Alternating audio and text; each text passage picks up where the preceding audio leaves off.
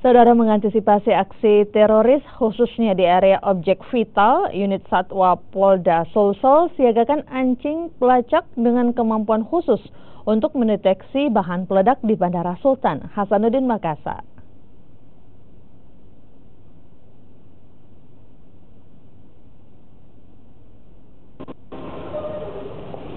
Anjing berjenis Belgian Malinois bernama Rocky ini berpatroli di area terminal keberangkatan dan kedatangan Bandara Sultan Hasanuddin Makassar.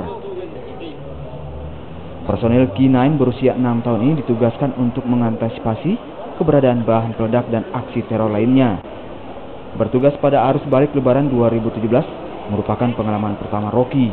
Namun, anjing sejenisnya bernama Bridge telah berhasil membongkar kepemilikan 5.600 bahan peledak di Pelabuhan Soekarno-Hatta beberapa tahun lalu.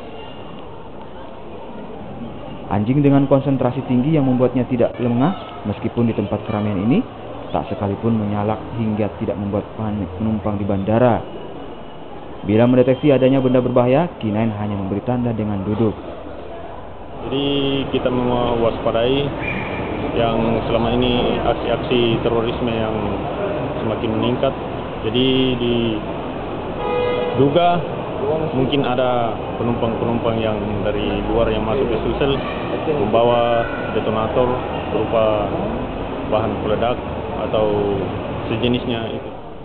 Unit Satwa Polda Sulsel saat ini memiliki 14 ekor personil K9 dengan masing-masing kemampuan pelacakan handak dan narkotika serta kemampuan khusus SAR yang beberapa diantaranya bertugas secara bergantian dalam setahun.